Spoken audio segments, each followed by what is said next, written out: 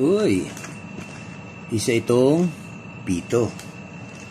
Alam nyo ba guys na magagamit itong pitong ito natin at ng ating mga anak? Dahil may paraan ng paggamit ng pito para sa communication. Ang unang pito, unang sipol niya, ibig sabihin, I'm here. Pag dalawang pitong magkasunod, ibig sabihin nun, come here.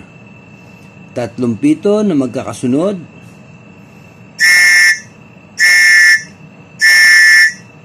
ibig sabihin nun, help me. Kaya, ang pitong ito ay mahalaga.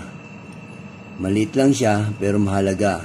Magagamit natin pang komunikasyon para makahingi tayo ng tulong sa iba.